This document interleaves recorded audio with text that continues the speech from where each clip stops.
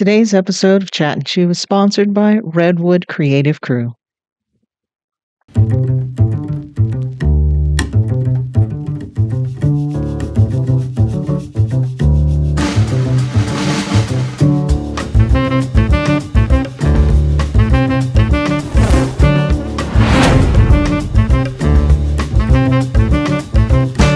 Please make sure you follow us on Facebook, like and subscribe to our YouTube channel, and of course, hit the bell to activate notifications that will remind you when we're on.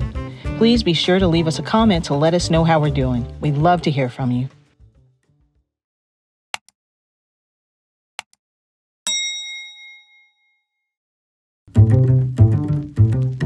Greetings. Welcome to our Chat and Chew podcast. I am very, very excited about this podcast today. We talk about Black History Month.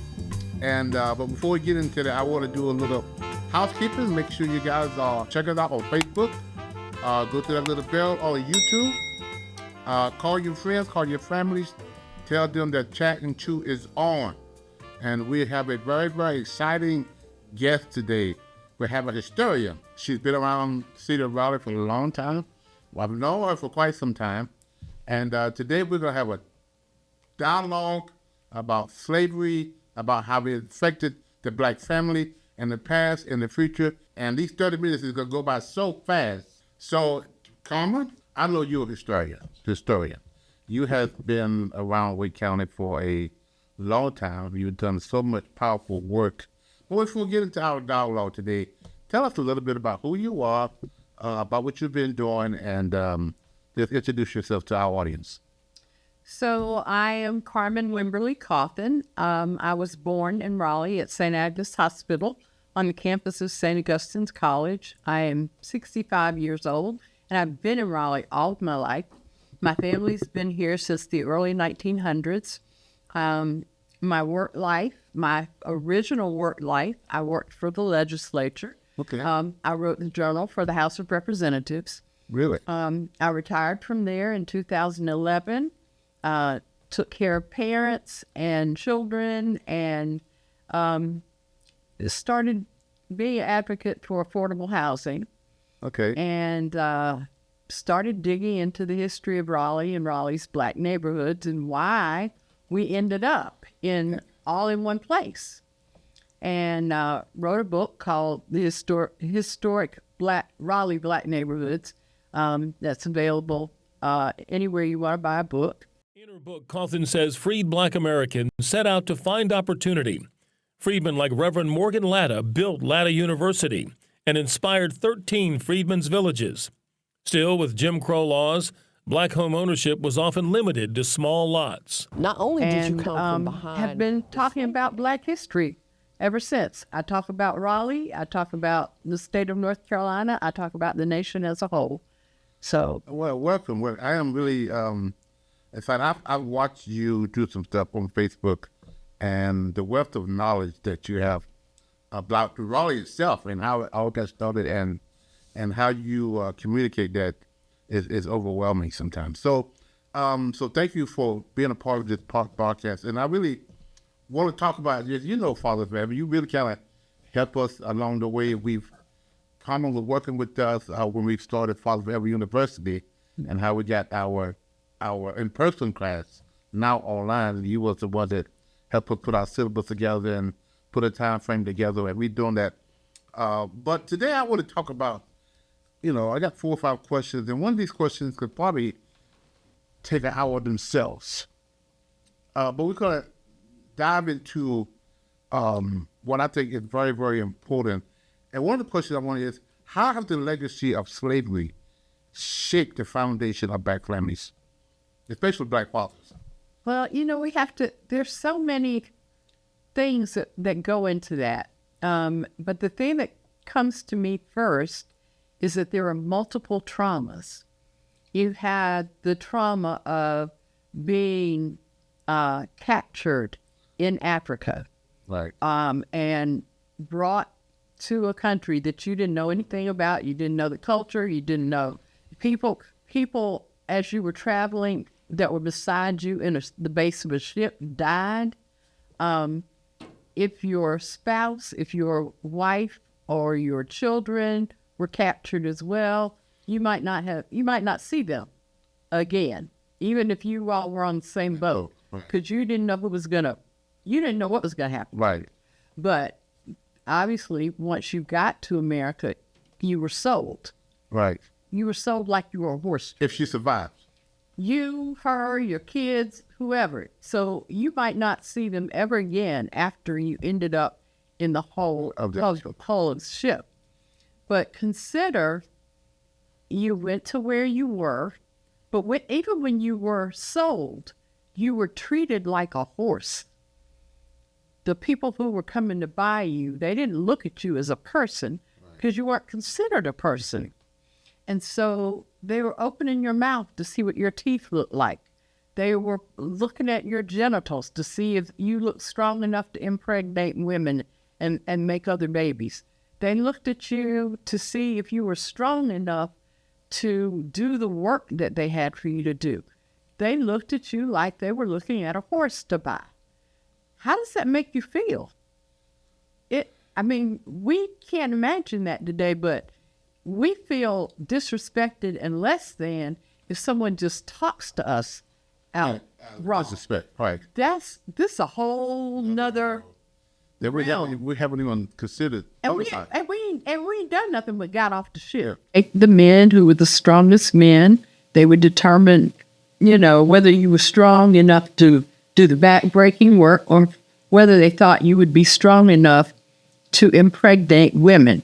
They would take you to a farm. They would blindfold you. So you didn't know who you were raping. Because that's what it was. You were raping in order to create more yokers for them. Yes. And so you didn't know if you raped your wife, your mama, your sister, your daughter. You didn't know who you were with. Because they would put a hood over your head and just make you impregnate women.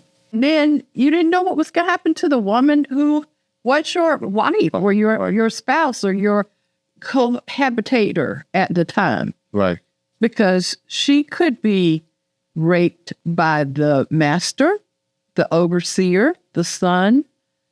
And, that even carried into after enslavement ended, after slavery ended, when Black women were going as domestics to work in white people's houses. And white women would turn a blind eye to... Because the masters haven't...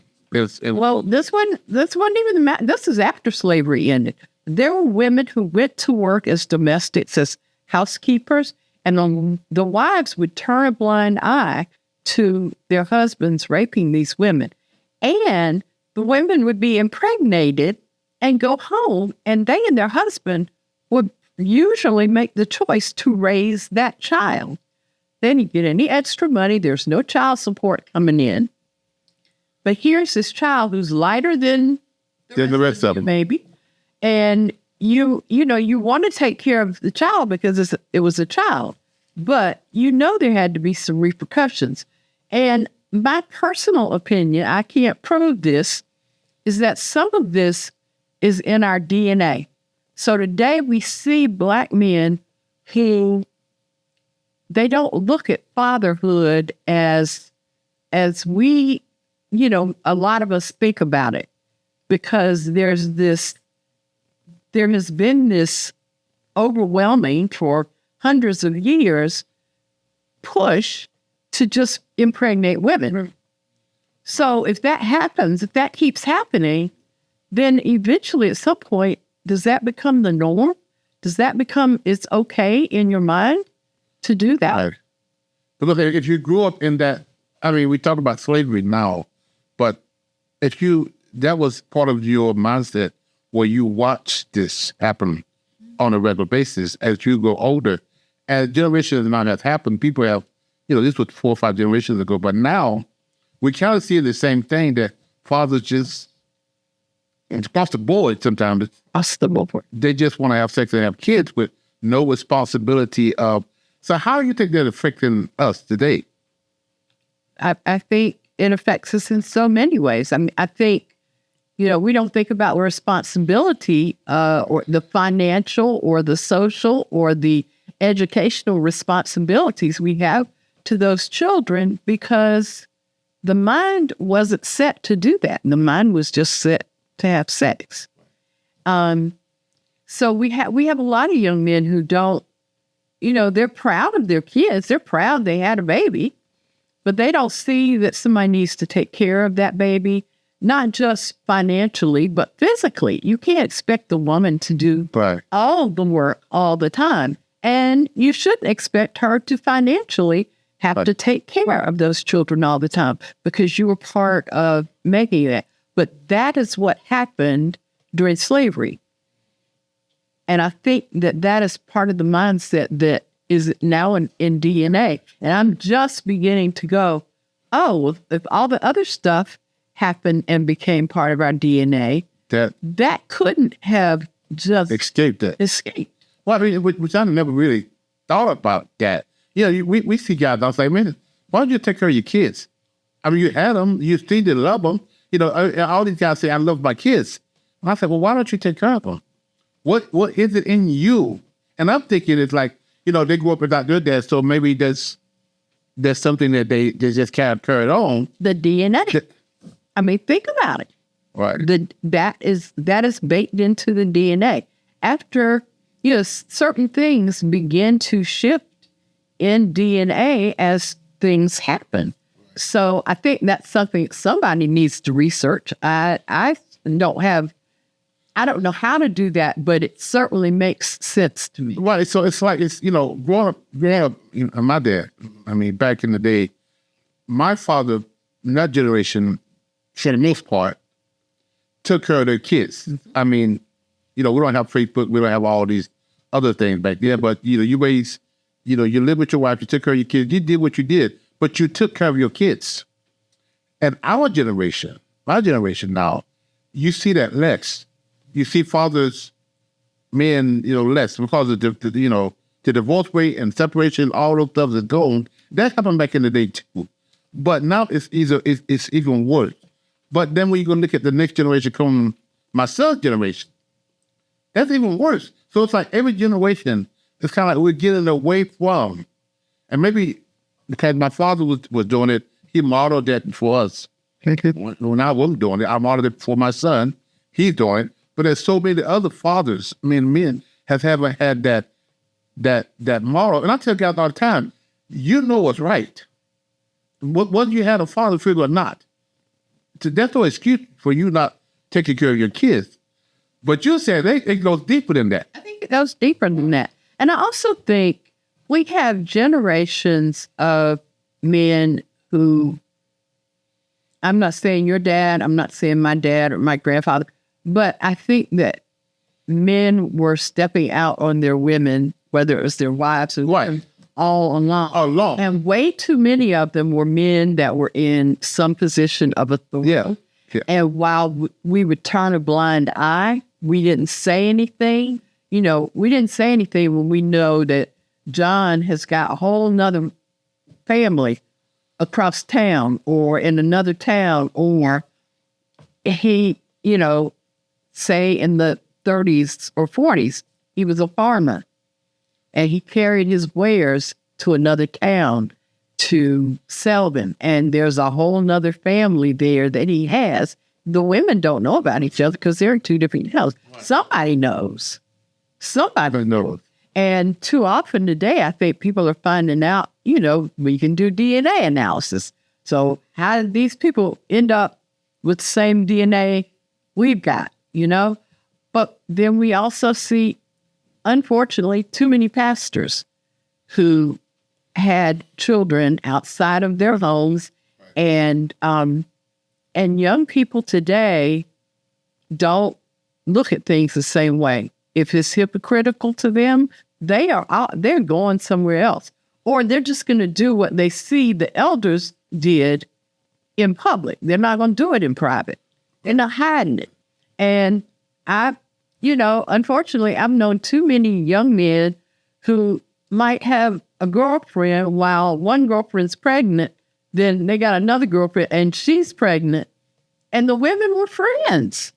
There are too many of those things that I hear about today that I didn't hear about growing up. And when we consider what was cultural in Africa and what is here, what the so-called American family is supposed to look like, a number of men and women came out of slavery trying to imitate the white American wealth.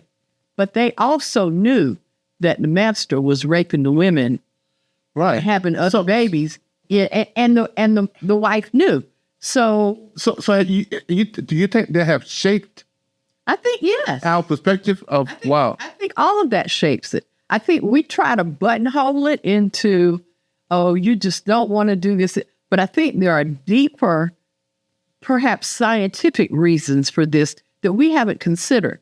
And what makes it worse is when the government has hitched a ride to this. Okay, because I mean that's a whole mouthful right there. I mean, so I've had to advocate, with I don't want to call no agency the name, but when a father has been in prison or whatever, he comes back home now, and he's a felon now, and he can't live with his wife and family because he's a felon, and they want him to live there. I mean, I've had to advocate several times why would the bat forget his father in his house, but because of the society says you're a felon now, you can't live in this supportive housing.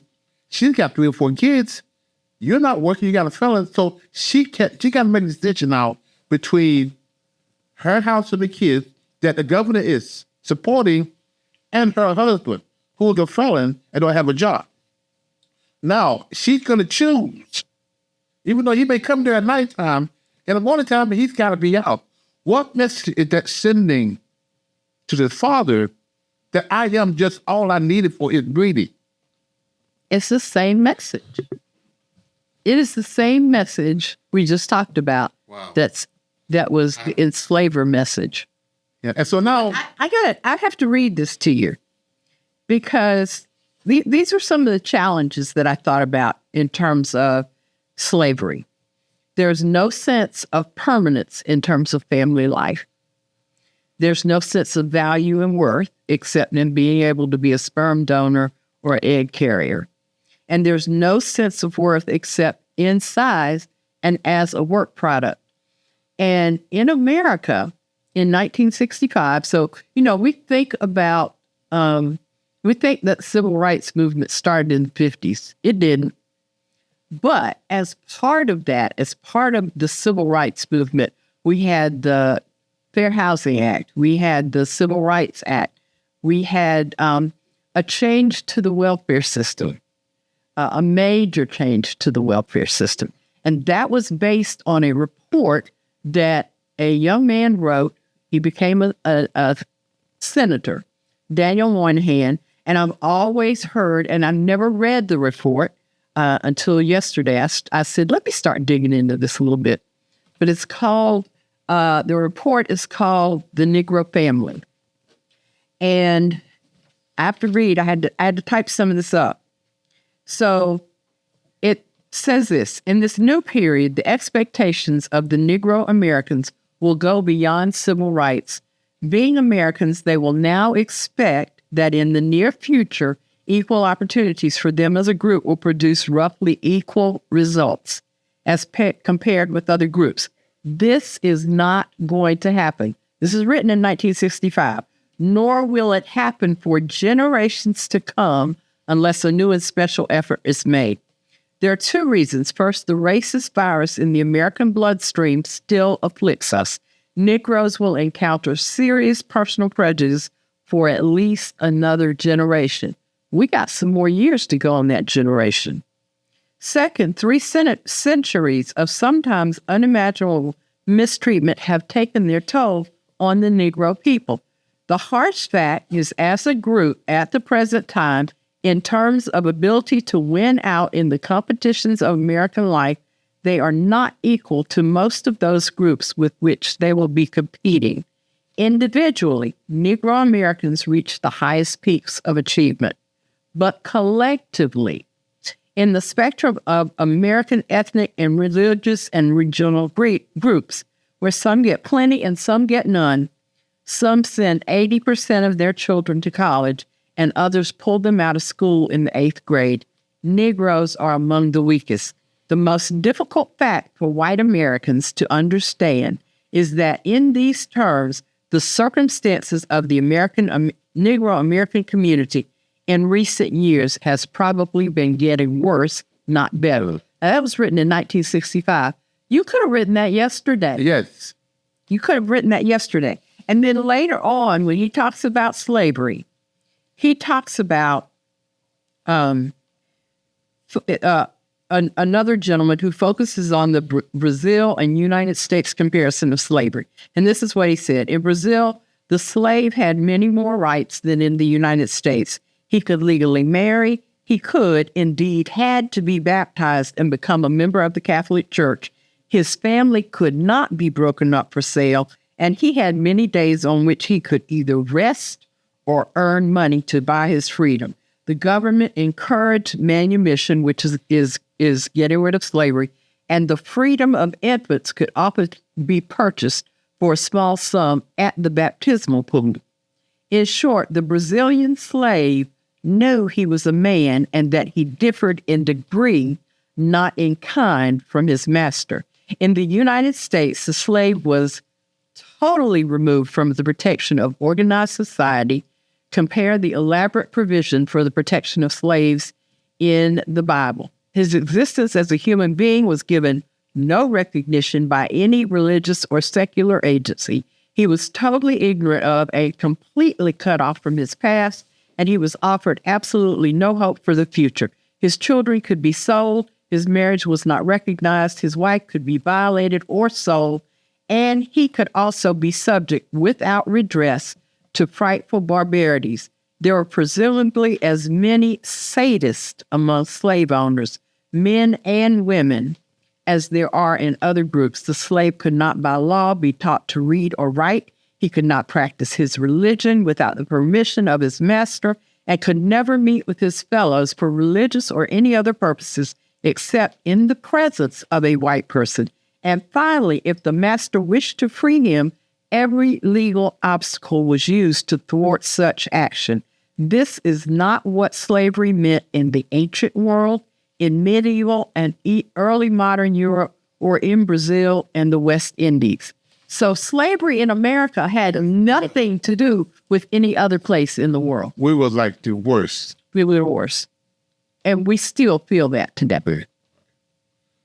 And so how did that affect us as a family? Before it affected you as a family, it affected you as a person. Right.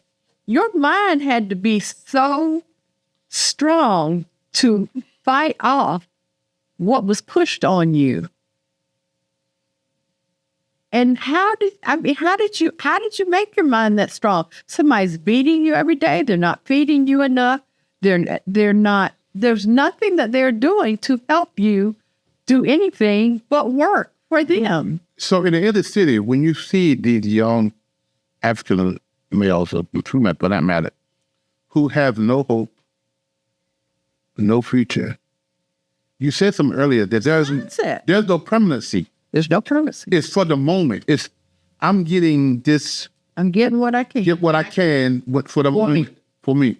And I don't really necessarily care who it hurts, because growing up, even after slavery, we got hurt. We got stole from. So that mindset has been developed in these young people. 100 years of mindset. So how do we change that? It will take focus. And it's not going to take, it can't just take focus from Black people. It has to take focus from everybody. But if people are not made aware, you got to make them aware. That's why we're doing this podcast today. I don't care what you call it. We have to teach the truth. It doesn't have to be diverse. It doesn't have to be equitable. It doesn't have to be inclusive. It has to be the truth. And if you don't share the truth, then people continue to believe the lies they've been told over and over and over again. It's like we get ready to celebrate the 250th anniversary of our country. This is my country. It's the only one I got. Right. I never knew that there was a Black person in the Revolutionary War except for Crispus Attucks. And I only knew that because I found that in a book at my house. No teacher ever told me that.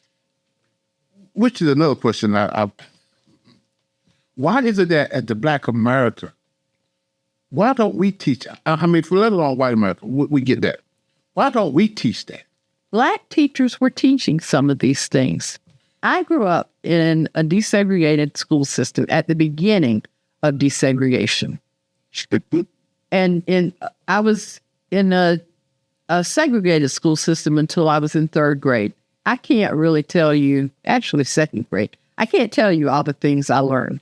But I know that Black teachers were teaching because Black people were writing history books for Black schools. Right. Edward A. Johnson, who was an attorney, he was the dean of Shaw Law School, wrote a book about the history of America that was used in Black schools. The other thing, and one of the answers to those questions is, as we integrated schools, We lost. a lot of the Black teachers was without a job. The white teachers got the job. The Black teachers didn't have the job. Therefore, the teaching of the Black history was thrown out the window because when the integration came in, they came in all the textbooks, what a lot of times eliminated the Black people from the textbook. Well, and you have to consider, Glenn, a lot of the textbooks that we got in our Black schools were the leftover textbooks from the white schools when they finished using. But this is something that I have learned in the last several years about Wake County in particular, or Raleigh, the Raleigh public school system. When the decision was made to desegregate the schools, the Black principals were asked to send their best teachers from the Black schools to the white schools. I found out 2 years ago from a white teacher that they were asked if they were willing to be reassigned to a Black school. They didn't make them go. That's a whole difference. Right. Can you imagine the outcry at some of at the white schools, if the best white teachers had been moved out of their schools to the Black schools? So they weren't. So there was no even change in terms of who was coming to teach. We didn't get the best white teachers. We got and we lost the best Black teachers. And see, a lot of people, they don't know, and a lot of people don't know that. Oh, no. When I was doing research on another topic, and I began to understand that a lot of the Black teachers actually had to change their field because they couldn't find a job teaching. Let's say we relocated in a way, they got moved their family way across the country, which they couldn't afford to do. So this well-educated, instructed teacher now has now got to change and go out and do something else because he was told, you're not, we're going to lay you off, you're not wanted. And consequently, a lot of the Black community didn't get those teachings that we needed to. Exactly. And so when we look for, were we treated equally? No. No, absolutely not. Yeah. So as far as Black fathers is concerned, with all of that, how do we move forward? How do we take our history and make it work for us in terms of shaping the Black family, shaping the future? Because if our young boys are not taught how to be fathers, that's another whole generation. After how many generations? After how many generations? Yeah. So how do we, as Fathers Forever, our mission is restoring the hearts of the father to the children, saving families. How do we take on this big? So I think while we focus on the men who come to you, you also going to have to start focusing on the children. You're going to have to start focusing on their young men So can you, as you're encouraging and helping the fathers to spend time with their children, can that be an activity, a time together? So they come here and they begin to learn some history. They begin to hear ways to change their mindset, to do better, to teach their young ones. Because we can't just save the elders. We've got to save the kids. And a lot of times we don't think about doing that together. And it's important that everybody hear at the same time because they can begin to process it together. Yeah. We've got to also, we've got to be truthful about where we are in the process of fatherhood.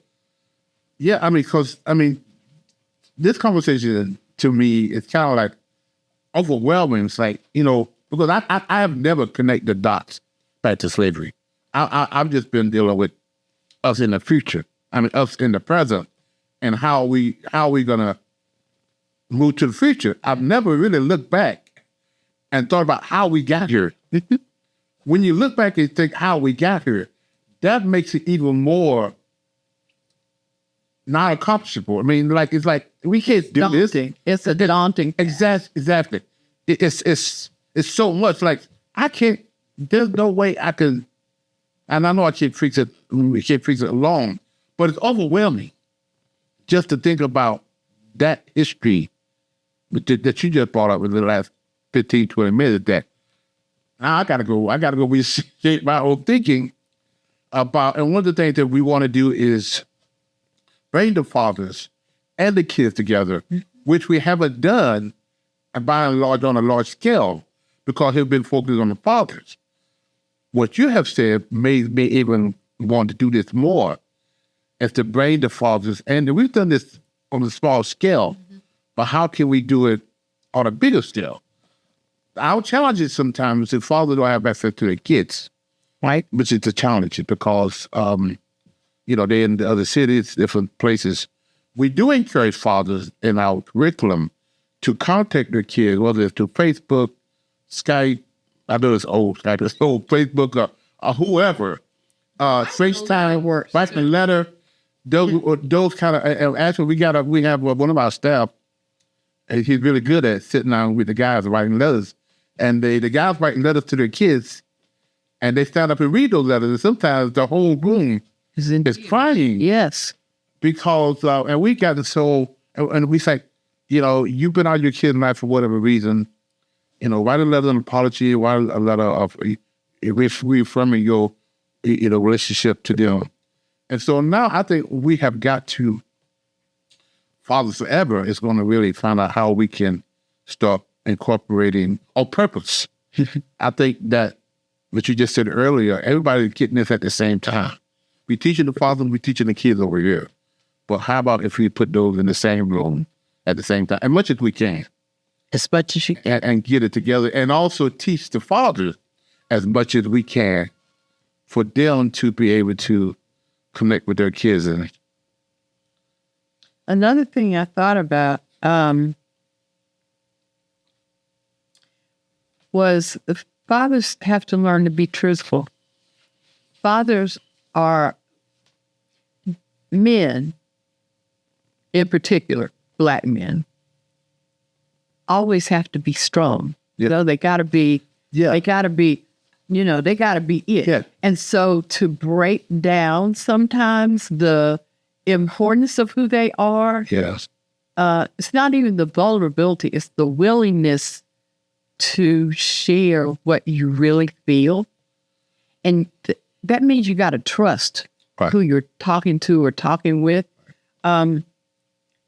But just, to sometimes share tips. Even if you didn't see those things with your father, did you see them with somebody else? Something that you thought it was a good thing somebody was doing with their kid. Is something that maybe you could start to work on. Or, and accept, too, that it's okay to have been wrong. But you got to ask for forgiveness. Yes. Because if you don't do those pieces in between, you are never going to get to where you need to go for yourself and for your kids. One of the classes we do, and as you well know, is forgiveness and anger management. Those two in my head work together. If I'm angry with life in general, because I've been wrong. I mean, it's in my genes, it's in my makeup, it's in my thinking, it's in my cells, it's all over, because I know what's been done to my ancestors and to my family generation. And now it's done to me. And that creates this anger that I'm walking around with a chip on my shoulder. And we got the angry black man the angry black boy, not because he's angry, because his dad is not there. But one of the main things is forgiveness. And I tell the guys all the time, when I used to take anger management class on the county level, I always taught forgiveness as a part of it. Because you can't understand the ways of forgiveness if you don't get rid of your anger. Yeah. You can't forgive people and with that chip on your shoulder. And so in order to let that anger go, you have to release that stuff. You have to forgive. You have to move on. And I know it's easier said than done, but if we don't do that, if we don't teach our men how to forgive and move forward, I mean, things happen to us all the time on a regular basis. People pull out in front of us and people steal from us. Unless you know how and figure out how the way to put that stuff behind you and move forward, I tell a guy, it'll eat your lunch. It'll make you do stuff that you regret the rest of your life. And a lot of it, Glenn, comes from the anger that they had when they were kids. Yes. I had a son, my stepson, who was angry. His dad didn't live in the house. His mother, would talk about his dad, which exacerbated it. And he got involved in a gang and was dead, had been killed by age of 20. And I think about what would have been different if some of that anger and some of that hadn't been fed, and some of that, would he still be here? Because he was an amazing child. He was a smart boy. And you can look and you see in families this consistent trail of the same anger building on anger, building on anger. Yes. And now, it's, as growing up as a young business, you don't want to say anything to these kids who walk around with sagging pants on because they got a chip on their shoulder and they're mad. And you want it back in the day, you could say, hey, pull up your pants. And I still do it. My daughter doesn't like it. Because, she's afraid because one day. This guy is angry. He got sagging pants, and there's a lot of reasons. And so for me to say that to a young guy, he's going to definitely get angry with me because I'm probably looking like the father who wasn't there. But who are you to tell me pull up my pants? And so my anger now that should have been directed to his father and has been because they're not there. It's now, and we went into that a lot in teaching these classes. But at the same time, what really makes me, and I can start crying about this particular thing, because when I see guys, it's like, one guy's like, basically, if I had a dad like you, what would my life be? And because, the guidance that somebody took the time to spend in you, to invest in you, to teach you how to be the man that you know you could be. And what we think come natural, it does sometimes, but we need somebody to help get that out of you. Yes. And when you look at all this stuff that we have gone through, it's amazing that we accomplished as a Black people what we accomplished. And we can't stop. We got to keep going forward. And the white person is not the enemy. And we're not talking about, people are not our enemy. We have just got to figure out a way, how do we get to the next level? And how do we, teach these men how to be men, one father at a time. Yes. And that's what, and we can talk about this till Jesus come back. And I know we got to wind down, but okay, we got to end up on a positive note. What are some opportunities that we see in this day and time that we have as Black fathers? One of the opportunities I see today is you've been given a purpose. You were born with a purpose. And you're pretty much probably kind of knew what that was when you were a kid. You knew what you were good at, and society said, no, don't do this. Society said, you should be doing this, or you go back and figure out the things that you were good at as a kid that really brought you some joy, and start doing those. Before you were talked out of it. Before you were talked out of it. If you like to draw, it's okay for a boy to draw. Make yourself, because that's what it takes. Nobody else can change our minds for us. We have to change our own minds. So our mindsets will allow us, if we work on it, because I know I've had to do it too. If we get rid of some of the fear that we have, that we're going to fail, if we stop listening to the people who tell us, you can't do that, you're not going to be nothing, they're lying. Don't stay with those folks. It means you got to be by yourself for a little while. Quick story. I know we got a quick story. I had to do a group, fathers and their kids, men, like 8, maybe 12 of us in the room. All of them brought their kids with them. So I asked the question. And I asked the father, what do you want to do? And they say, I just want to buy a house. I want to get a good job. I want to take care of my family. All this stuff is good. I asked the kids what they want. One guy said, I want all the Dallas Cowboys. I want to fly to the moon. I want to be a rapper that touched the world. I want to write songs. Their idea of what they want to be, ours was just surviving. Yes. We're in survival mode now. We're not dreaming at all. We're just thinking, how am I going to retire and take care of my family and pay the bills? That's our mindset. These young kids, we have been forced to focus. We don't dream anymore. The point is, your point, we don't dream anymore. These young kids, man, it's like blooming out the water. It's like, I own the Dallas Cowboys. It's like, how do you, but that was his dream. And he didn't have to think about how to do it. That's just what he wanted to do. Yes.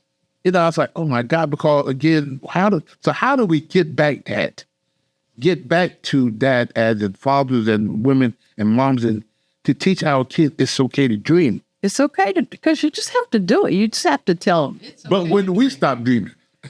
When did we stop dreaming? And I am at 65 beginning to dream. In fact, one of my friends tells me, she says, dream and dream wildly. Yeah. And I am now doing things that I would only have dreamed of in the past. And it wasn't that the things that I was doing before, the things that I was doing when I was working weren't good. Wow. But the focus was to just make a living, pay the bills. Yeah. But that's not always who I was. One of my mentors always told me, I'm telling me if I remember this quote, if the dream is big enough, the fact doesn't matter. That's right. It doesn't matter. If your dream is big enough. Fathers Forever was on a napkin. It's on a napkin, yeah. It was a dream. Yeah. And look at where you are today. I mean, it's been some difficult times, but right now we've got, I have to share with my staff the next thing I want to do. Oh, I'm scared. I'm scared. You're going to be involved in that as well. It's because we're going to be talking about gifts and talents and dreams in people. Because we all have them. But because life has worn us down and beat us, we don't dream. And it's not always that life beat us down or wore us down. But society said, there's a path right here. This is the path you need to go in. Yes. And they keep funneling us in that path. And as we get funneled in the path, yes, the dreams kind of move to the side. Move to the side. That doesn't mean they're gone. Right. Just bring them. We just bury them. We just put them aside and we just like, okay. Don't go to the grave with your dreams buried inside you. And we tell the guy, what is one of the, and I just did this last week when we talked about dreams and talents. And I asked her, there's a place in the city, it's the richest place in the city. There's one place, and this one place is all over. It's not a bank, but this one place is all over the city. It's the richest place in the city, and that is the graveyard. Because people that with their gifts and their talents shared them inside of them. Because we don't, right there. we don't, number one, we don't believe. And then we hang on to people who can't believe our dream. It's not their dream. Exactly. It's not their dream. Exactly. I can do what I need to do because I was put here to do it. You can either support me in that, or you can move out of my way because it's my dream and I'm come. We're speaking out of bitterness and because it didn't work for me. It didn't work. I tried it, y'all. Don't do it. It's heartbreaking. It's painful. So don't even try it. Because that don't mean it ain't gonna be hard. Everything worth doing is worth doing. But I'm speaking out of my pain. Yeah. I'm speaking out of my pain because I've tried it and it didn't work. So I'm telling you, don't. Let me save you some heartache by not doing it. And so how is this tied into the Black Fathers? The opportunity that we have now, what I'm going to take is trying to empower. Yeah. Now encourage my audience as well. What can you do on a regular basis to encourage people in your circle? In your circle. In your community, whether it's your kids or your family or your mentor, what can you do to encourage people to believe in that dream? And how do you go back and pick up that gift that you dusted off and you said it's too late? I'm too old now. And there's another whole. Yeah, we could do 2 or 3 more podcasts. This has been good, Glenn. Yeah. So I really, audience, I'll let you say the last word because I'll talk about this until. So the last word is that Fathers Forever can help you change your mindset. They can work with you. You can help you change your own mindset, even if you're not connected to Fathers Forever, other than watching the podcast. Take those dreams out. Dream just as big as you can. You don't know what will happen and where you will go. I didn't intend to write a book. I didn't intend to be a speaker. I intended to be a retired little old lady. I got too much in me to go to the grave and carry it with me. Get it out of you and get it done. Thank you so much for having me. I am so glad. We put some panels together. We're gonna be doing an hourly space. We're gonna be doing a whole lot of stuff about. All right. And this coming year about fatherhood and gifts and talents, and I definitely want you to be a part of it. We need your perspective on the historian part of it, which I mean, you just challenge a lot of things that mean that I've even hadn't even thought of. I mean, I know about slavery to some degree, but I never put that stuff together that makes up our mindset. So my approach now to these guys is going to be a little bit different. Like, you should know better than that. Your approach to you. It's going to be different. It's going to be different. Yes. They're going to shut the cameras down on us. Yeah, it's okay. We got some more we don't like. Okay. Okay, I really, I had to change the subject a couple of times. I'm about to get emotional, but this has really been a time that I want the audience to, again, share it with your friends, share this with your people that you know that may be struggling.